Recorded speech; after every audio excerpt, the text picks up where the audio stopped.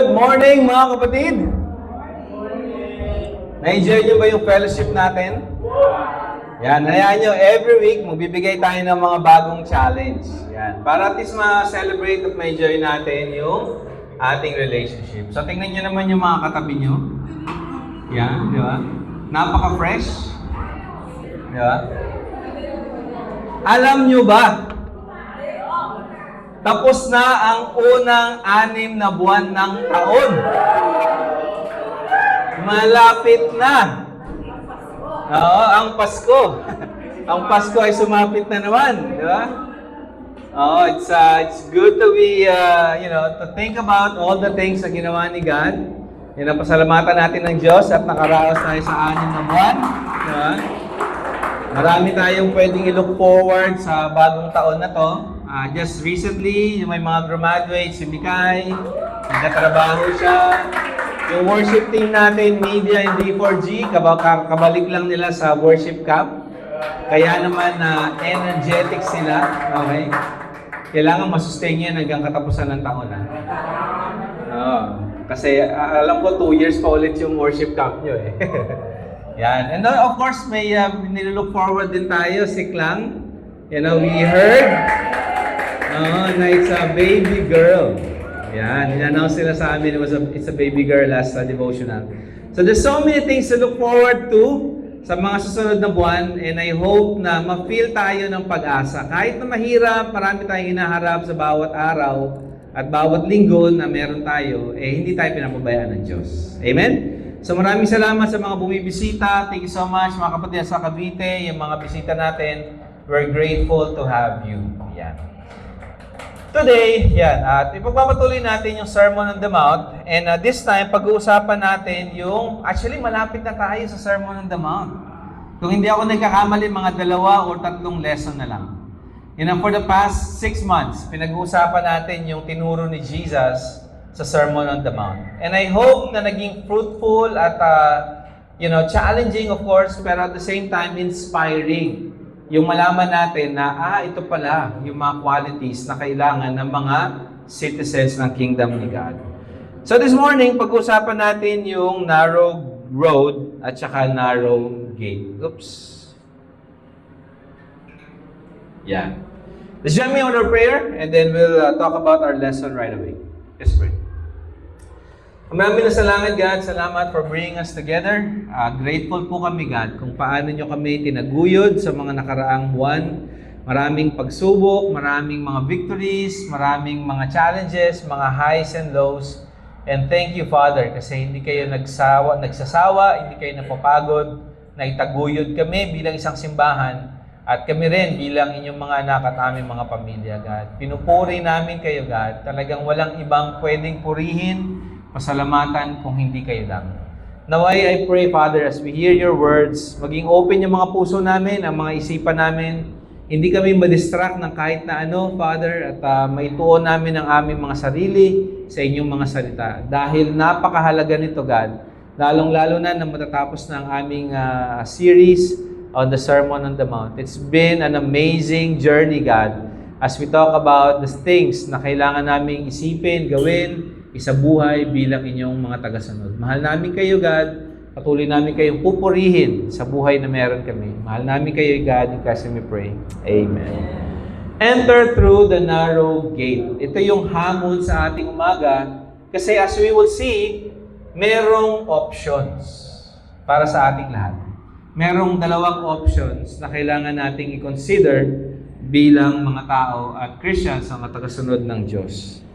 Ang ating main passage will be Matthew 7 verse 13 hanggang 14. So napansin niyo lately, noong nakaraan, hindi na po tayo naglagay ng mga slide ng scriptures. Bakit? Kasi ini-encourage namin kayo na magbukas ng inyong mga Bibles. Whether yan ay hard copy, yung physical Bible, o kaya sa inyong mga cellphones, pwede po kayo mag-download ng mga Bibles. Marami ng libre, pwede niyo siyang magamit. Yan. Kasi we want everyone to open their Bibles, to read the scriptures, and appreciate yung lesson. So, ito nilagay ko lang dito dahil for the sake of the lesson today. Sabi nito sa Matthew 7, verse 13 to 14, enter through the narrow gate. Pumasok daw tayo sa makipot na gate. For wide is the gate, and broad is the road that leads to destruction, and many enter through it.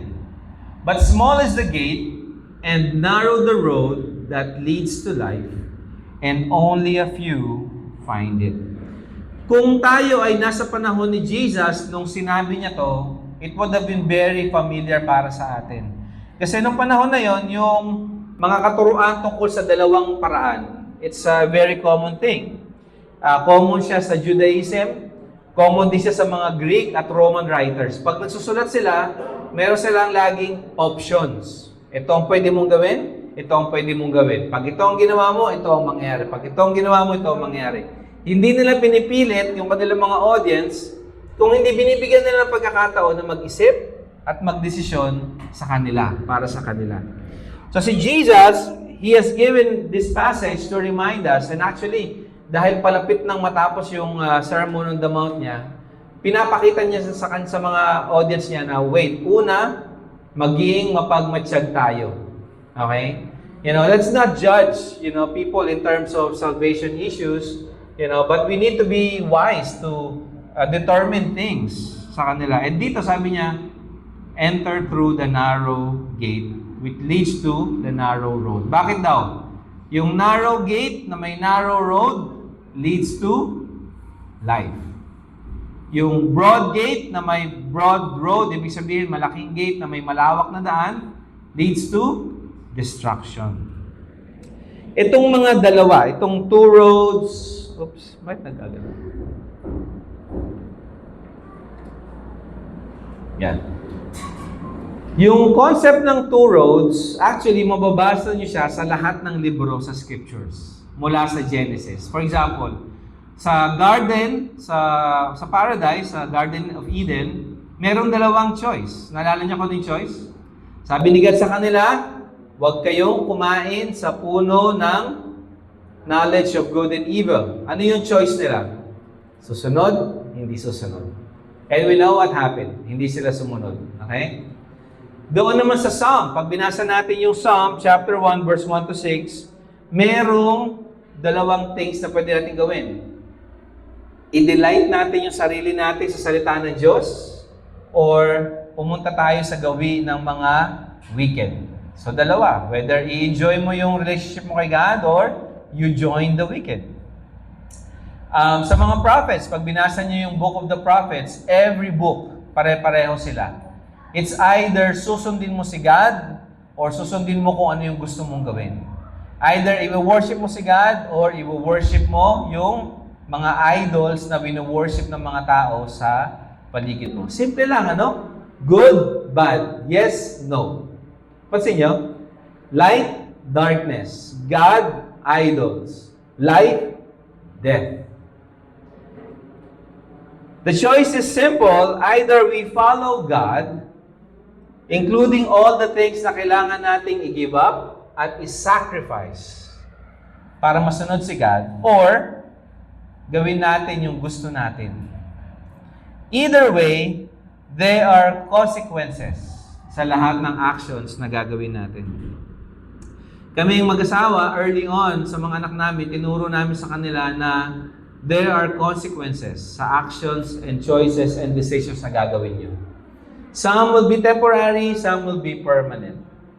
So, as much as possible, we try to train them to pick and make the right choices.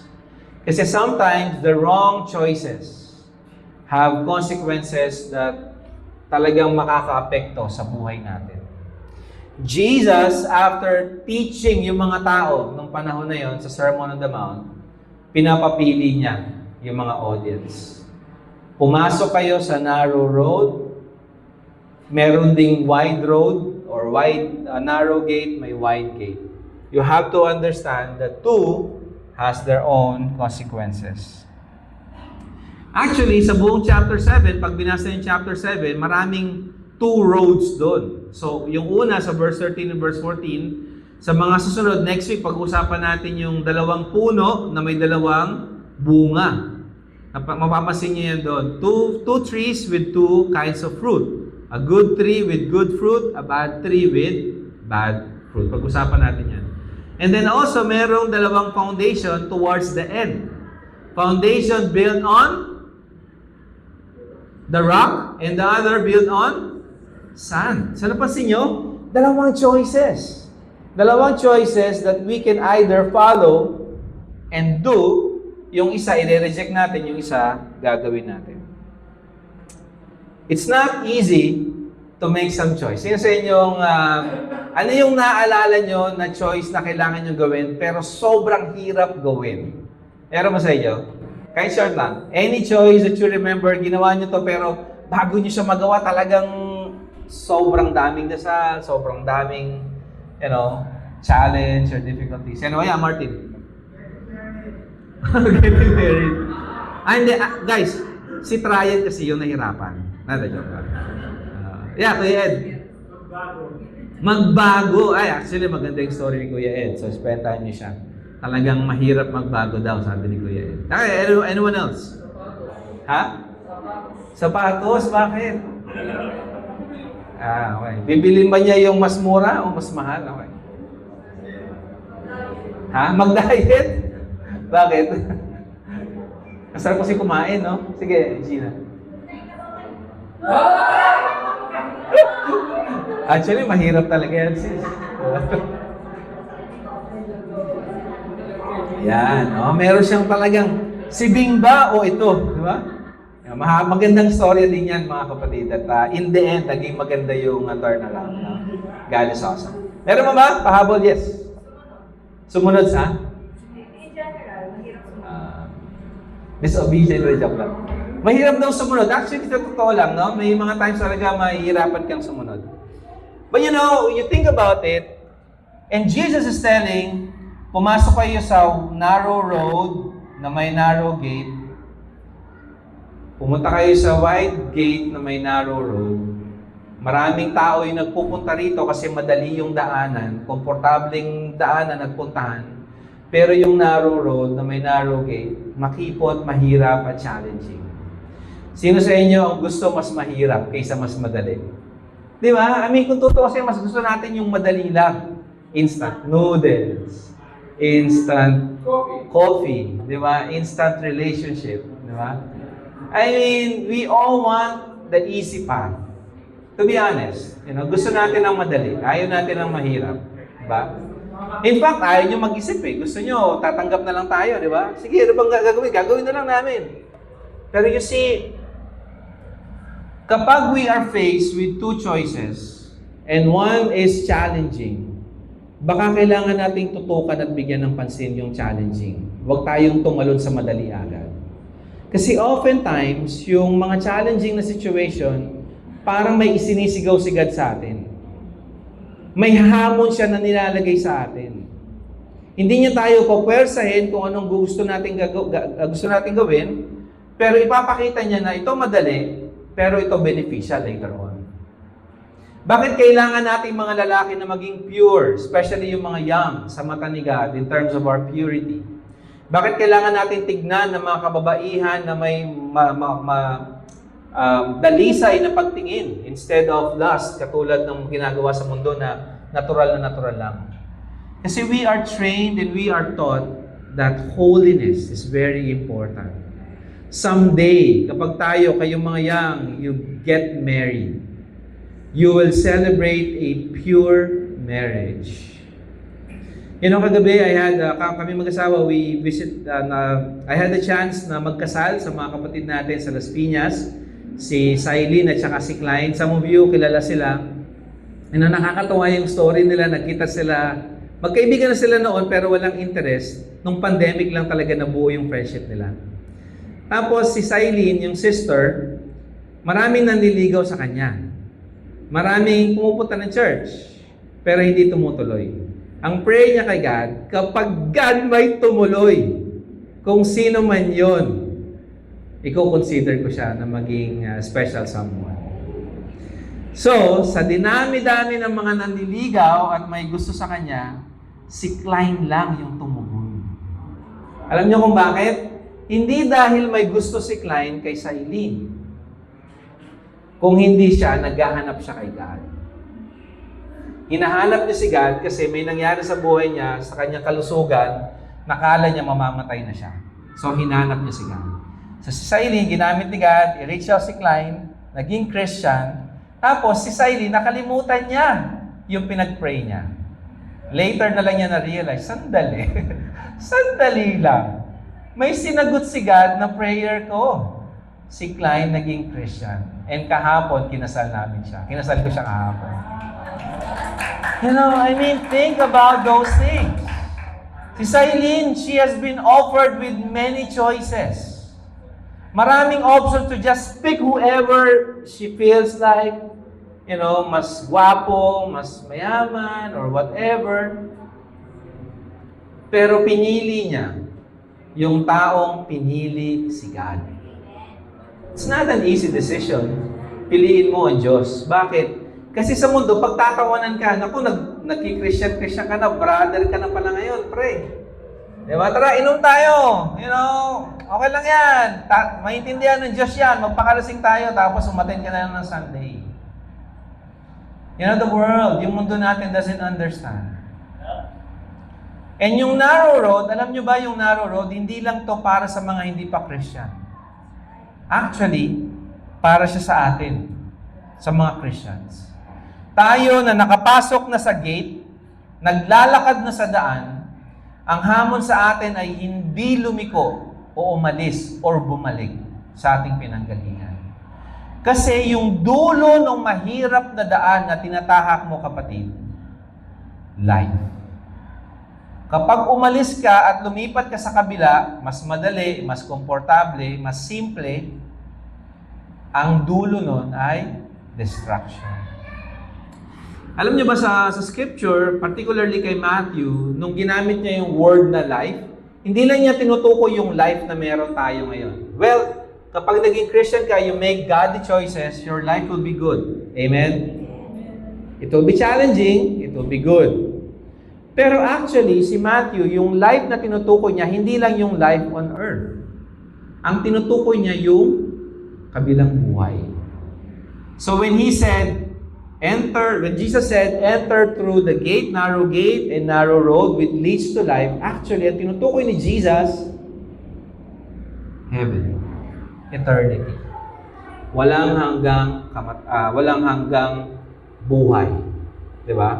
Kasama natin si God.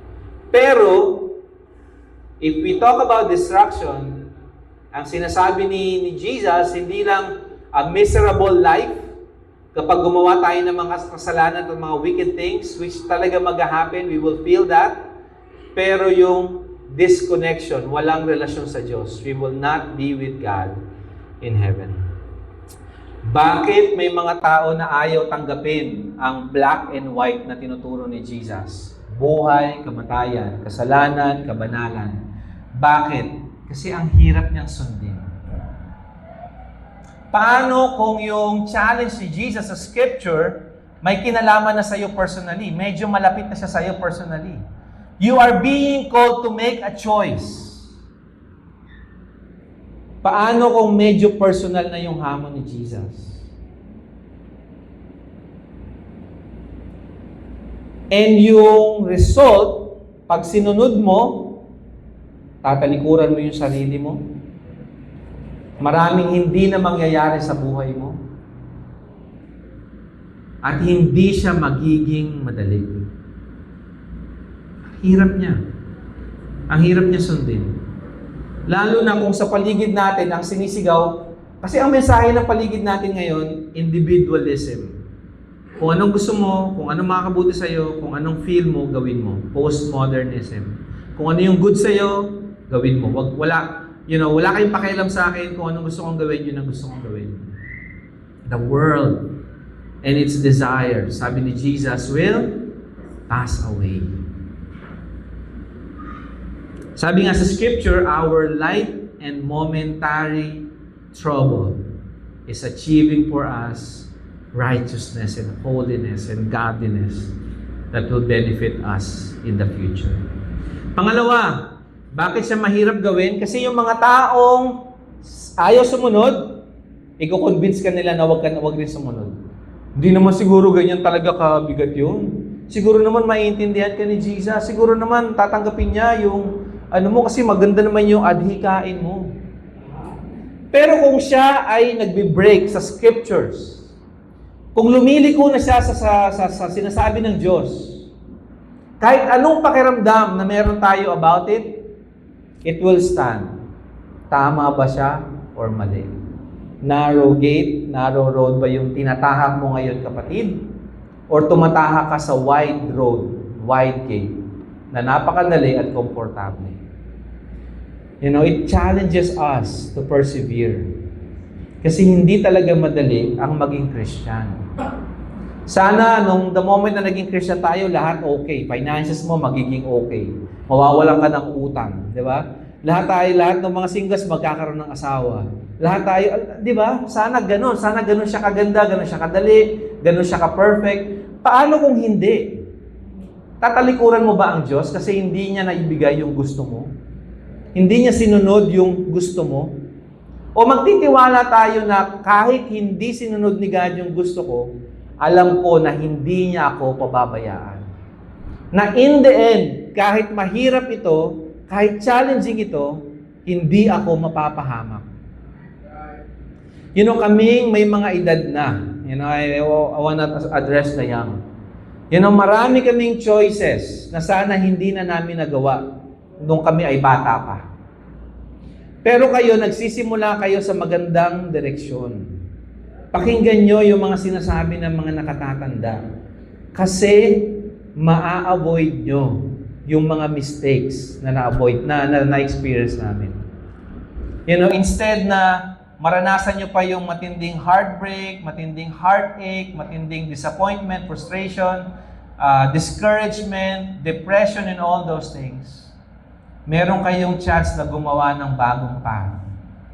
One na inilaan ni God para sa inyo. Yung path that leads to life. Amen? Many people claim to follow Jesus. Kapag controversial na, wala na. Kapag mahirap na, give up na. Kapag kontra na sa gusto nila, kakalimutan na nila. Hindi na muna ako aatin kasi mahirap yung message. Hindi ata ako agree doon. Whether you agree on the message or not, the Word of God stands true. It's holy, it's righteous. Yung maikling buhay na meron tayo. Gaano ba kahaba ang buhay natin ngayon? 70, 80, 90? Kung talagang binless ka ni God, 100, 120, 110. Kumpara nyo sa eternity. Eternity na either kasama mo si God or hindi mo kasama si God. Either na nasa langit ka at ginagawa mo yung sa vision ni God for you, or nasa impyerno tayo at tayo ay pinaparusahan. That's true. We don't talk about it anymore. Pero yung choices mo, kapatid, may kinalaman nyo sa future mo. Many people, they choose the easy path. Mas gusto nila yung Jesus na loving, mahal tayo ni God, tanggap tayo ni God, and all those things. Totoo ba na mahal tayo ni God? Of course. Totoo ba na forgiving si God? Yeah, totoo. Pero sana huwag nating kalimutan, ang Diyos ay banal. Ang Diyos ay matuwid. Ang Diyos ay against sa kasalanan. Ang Diyos ay para sa kabanalan. Jesus is also about the truth.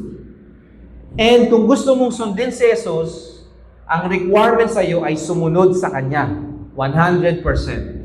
Hindi 90, hindi 99.5, 100%.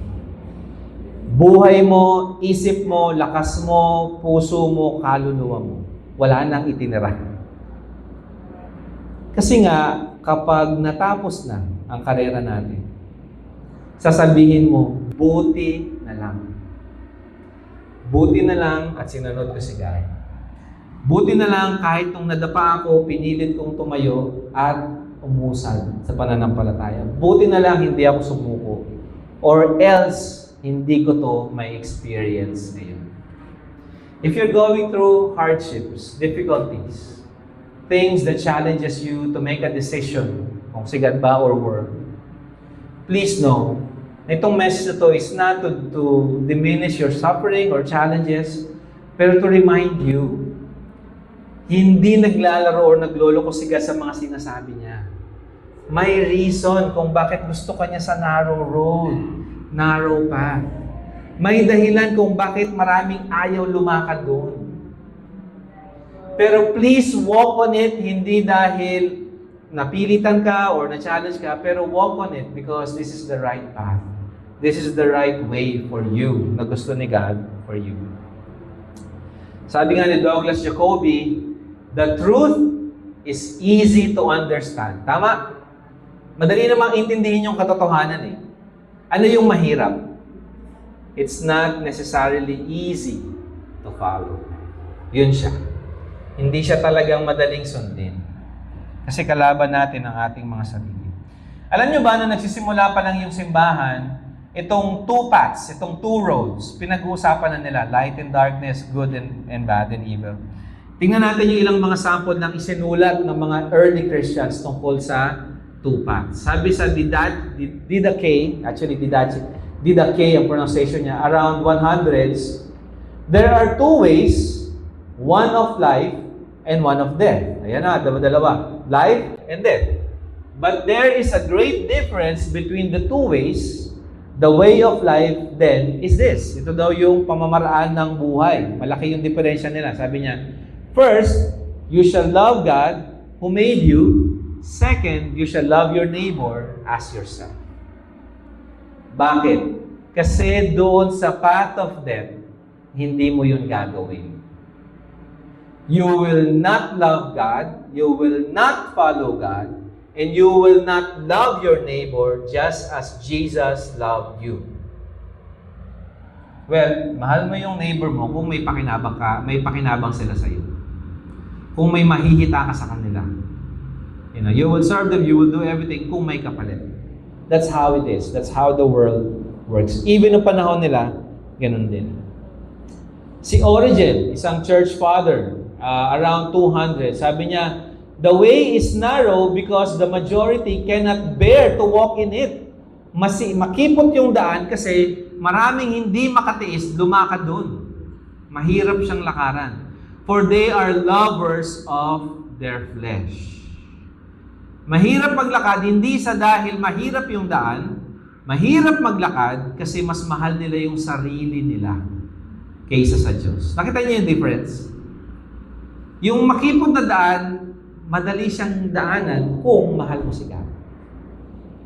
Kasi i-overcome mo lahat ng difficulties. Sino sa inyo, actually yung kwento nila Kuya Bing and Gina, it's an awesome story. Talagang mahirap yung dinaanan nilang path. Pero they persevered on it. They were restored 2 years ago. Last year, na-restore si Hannah. Na-baptize si Mika. That story came full circle. It's God. Diba? Pero I remember those times. It was a difficult time. Pero I appreciate them kasi they stood, they fought for their relationship with God. They fought for their marriage, and here they are now. Amen? Diba? So, lovers of their flesh. Sabi rito, the ones who believe in Him are those who walk in the straight and narrow way that leads to life. This way is found by few. Sabi ni Lactantius, another Christian noong panahon na yun, around 300s, this road is steep. Medyo matarik yung daan daw, sabi niya. Because that goodness, which is very high and lofty, cannot be reached without the greatest difficulty and labor. Tama naman, right? Para makarating ka sa tuktok ng bundok, para makita mo lahat ng nasa paligid mo, kailangan mong umakyat at mag-suffer at ma-challenge kasi mahirap ang akyat pataas. Another passage na parallel dito sa scripture na binasa natin sa Luke 13, verse 22 to 24, someone asked him, Lord, are only a few people going to be saved? Nako, medyo challenging tong question. Sabi niya, Panginoon, konti lang ba talaga ang maliligtas? Tingnan niyo kung paano sinagot ni Jesus yung tanong. Sabi niya, He said to them, make every effort to enter through the narrow door. Because many, I tell you, will try to enter and will not be able to. Napansin nyo, hindi sinagot ni Jesus, yes, kakaunti lang unfortunately. Paano niya sinagot? Gawin mo ang lahat ng makakaya mo para makapasok ka sa pintuan na yun. Kasi marami ang susubok, marami ang magtatry, pero hindi sila makakapasok. Grabe, no? And this is not an easy message. Try mo itong i-preach sa labas. Mababash ka dito. Ibig sabihin, kayo lang. Talaga, mga Christian lang. Paano yung mga other religions, mabubuting mga tao? Paano yung mga naniniwala ng ganito, ng ganyan, ng ganito, ng ganyan? It's hard. But Jesus claims exclusivity towards God. And hindi tayo pwedeng matakot doon, mga kapatid. Kasi there's no other way to God than Jesus. Yung mga taong sinasamba nila at nirespeto nila noon, nasaan sila ngayon? They're still on the grave. Si Confucius, di ba? Si Muhammad, at lahat ng mga kilalang mga tao ng panahon na yun, they're still on the grave. Pero Jesus rose from the grave.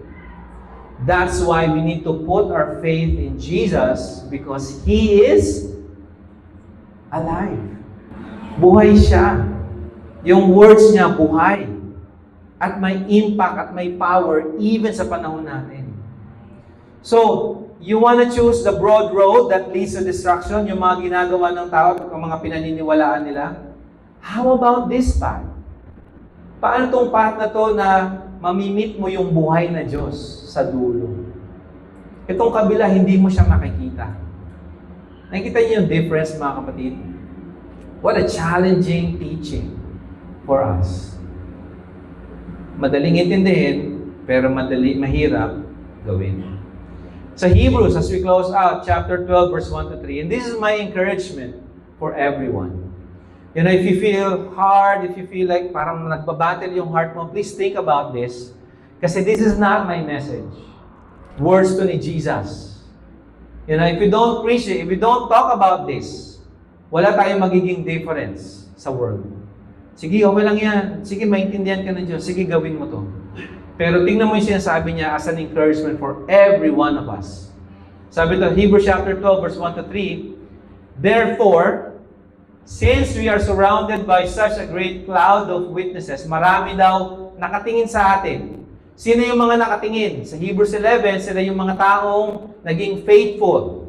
Maraming pagsubok na hinarap, maraming challenges na na-overcome. Iba sa kanila pinatay, pinabutan ng ulo, hinati sa dalawa, and yet they stood faithful.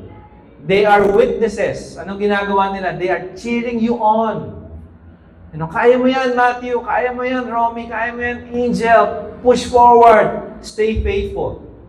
Sabi rito, since we are surrounded by such a great cloud of witnesses, let us throw off everything that hinders and the sin that easily entangles. Itapon daw natin yung mga pabigat at mga kasalanan na madaling pumulupot sa mga puso natin. And let us run with perseverance the race marked out for us. Hindi lang nabanggit kanina, segue ko lang ng konti. And please encourage si Leo. He completed a 16-kilometer fun run or run kanina. No? Sino pa? TJ? Si Ian? Sino ba? Si Ian ay si Dek. Okay. Patayin niyo muna itong mga ito. I-recognize natin ng konti. Di ba? Yan. Ayun! May medal pa! Oh my gosh! Yun! Si Stephen din! Oh dear! Oh guys, sorry. O, sit down. Maraming salamat. Palakpakan natin sila, mga kapatid. So guys, these people understand how difficult it is to run. Alam ko si Leah din, nakatapos siya 5K. Di ba? Awesome! Ay, 5. Tama, 5K. 5 kilometers. Okay. So sabi rito daw, let us run with perseverance the race marked out for us. Lahat tayo nakasali sa karera. Merong nakamarka sa atin. Ito, tatakboy mo hanggang dito ka. Hanggang dito yung ma-reach mo, kailangan mo siyang tapusin. Hindi siya pare-pareho ng finish line. Some of us, already completed the race. Some of us will be finishing the race very soon. We don't know. Pero ang importante ron is we stay on the path, we run the race, we finish it. Kasi yung reward follows. Fixing our eyes on Jesus. The pioneer and perfecter of our faith. Yung taga-simula, nagbigay sa atin ng simula kay God, siya rin yung magtatapos at bubuo ng pananampalataya natin. Ang galing, ano? Siya yung pumili, siya yung tumawag, siya rin yung tutulong na matapos yung ating pananampalataya. For the joy set before Him, He endured the cross, scorning its shame, and sat down at the right hand of the throne of God. Consider Him who endured such opposition from sinners, so that you will not grow weary and lose heart. Sa mga pagkakataon na nahihirapan na tayo or napapagod tayo or pakiramdam natin hanggang dito na lang, tumingin daw tayo kay Jesus. Siya yung nag-initiate ng relationship sa'yo, siya yung tutulong para makumpleto yon. Huwag ka lang bumitaw. Huwag kang tumigil. Sabi niya, tingnan mo kung paano siya nag-suffer para kapag ikaw nagsasuffer ka ngayon, meron kang titignan. Meron kang pangahawakan. Ang ating Panginoon na hindi give up. And dahil doon, we are here. As we end up, mga kapatid, I wanna encourage everyone. You may have read this, nabasa nyo na to, you may have heard this. Kung ikaw ang nag-study ng Bible, nag-go through mo na to sa Seeking God study, pero it's also a reminder for us. It's still a reminder for us. Ano man ang stage mo, ano man ang edad mo, ano man ang path na meron ka ngayon, stay on it. Do not give up. It will lead to heaven. You will be with God. Sa mga kaibigan namin na nandito at nag-study ng Bible or willing mag-study ng Bible, we are willing to walk with you. Kasi somebody walked with us nung kami ay nag-study ng Bible and showed us the way. God loves you, mga kapatid. Stay faithful. And with that, to God be the glory. Let's pray. Ama namin nasa langit, God, pinupuri namin kayo, God, sa umagang ito. Tunay nga na kayo ang Diyos na banal, kayo ang Diyos na buhay. Salamat, God, na hindi mo kami pinabayaan. Binigyan mo kami ng paraan at daan para makaalis kami sa mundong ginagalawan namin, God. Dalangin ko na baguhin mo ang mga puso namin kung kami ay matagal ng Christian, na nanghihina na kami, or nagdadalawang isip na kami, or gusto na namin tumigil, God. I pray that you remind us to stay faithful and never give up because it will be worth it, God. All our sacrifices throughout the years will be worth it because you love us and you care about us.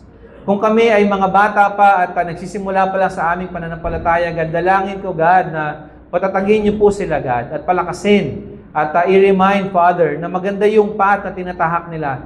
Hindi man nila ma-experience lahat ng meron sa mundo, but it doesn't matter, Father. Especially kung yung mga yon ay sisira sa buhay nila, God. Or kahamak sa kanilang dignidad, Father. Please be with our young people, God, who are deciding or fighting for their relationship with you. God, for those of our friends or families who are attending, God, please work with their hearts and walk with them. I pray that they find you, God.